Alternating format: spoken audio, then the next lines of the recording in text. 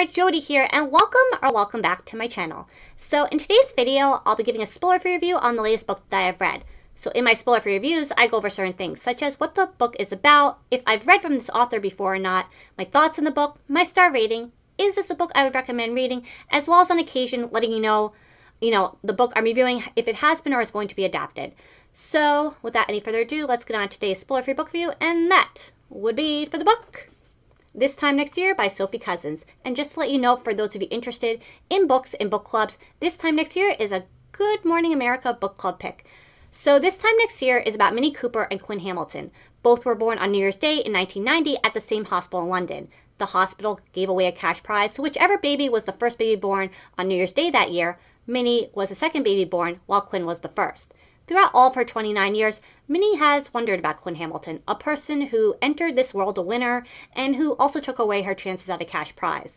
Minnie has always thought how if only she had won that cash prize on New Year's Day in 1990 instead of Quinn, how much different, how much better, and how much easier her life could have possibly been. Then, as luck would have it, Minnie and Quinn come face to face with each other on both of their 30th birthdays.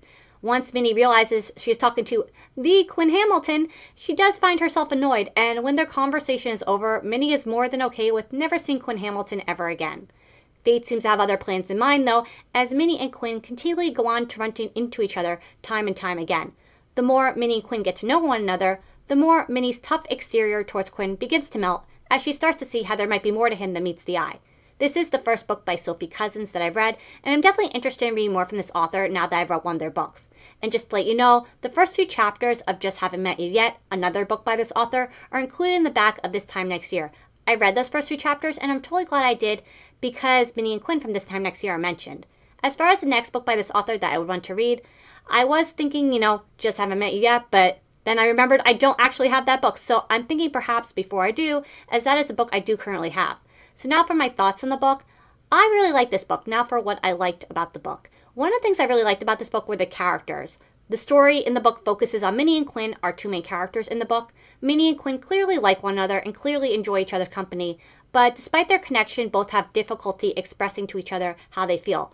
There's so much miscommunication in this book between these 2 characters. Quinn, on one hand, acts one way towards Minnie and then goes on to say things to her that don't align with how he treats her. He was giving Minnie mixed signals basically throughout the whole entire book. And then Minnie, on the other hand, lashes out at Quinn and says hurtful things to him out of anger because she assumes he's living an easy breezy, no problems whatsoever kind of life compared to that of hers. Between, though, all the ups and downs and miscommunication, Minnie and Quinn really do truly care about each other. Both are very kind and caring and genuinely sincere with one another. Minnie and Quinn both have an immense amount of respect, heart, and love for one another and for those in their lives as well. They, really took the time to be there for each other, whether it was to lend an ear when the other person needed someone to talk to or vent to, or whether it simply was when someone needed a shoulder to cry on. Minnie and Quinn may not have always said the right thing or acted in the perfect way, but their hearts were always in the right place. I loved these characters because they weren't perfect. I loved how neither of them shied away from admitting when they were wrong, and I loved how they could both see the heart beneath everything that the other person said, even in the times when they said something in a harsh or mixed signals kind of way. I loved how the author wrote Minnie and Quinn because they are both written in a way that was very relatable and human. The author not only did a great job with Minnie and Quinn, but with all the characters in the book. All the characters were very well written and had such heart and kindness and empathy and were all just so lovely. The characters in the book really made the story shine and come to life. Another thing about the book that I liked was how the author wrote about mental health. The story touches on mental health and the struggles that one can go through when facing that kind of hardship. But the story also touches on how that can have an effect and an impact on those around them in their life as well. I thought the way the author wrote about this topic was done with a lot of heart, thought, and kindness behind it. The last thing I liked about the book was the emphasis on how important and special friendship is.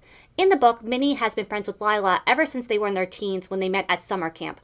Their friendship in the book made me cry because friendship is just such a special part of life, and a lifelong friendship with someone isn't something everyone gets to experience or be lucky enough to have in their lives.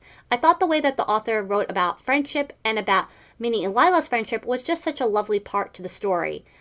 I really loved how these 2 characters just really loved and appreciated each other, accepted each other's odd quirks, and never gave up on, never ditched, and never judged one another in times of stress. Minnie and Lila were true friends through and through. The story in the book is as much about their friendship as it is about Minnie and Quinn's love story, and I absolutely love that. So those are my thoughts of the book. Now for my star rating. I really like this book a lot. This was a lovely book with an incredibly sweet and kind story in it about falling in love and about how realizing the person you always wanted to be was there inside you all along. My star rating for this time next year was 5 stars.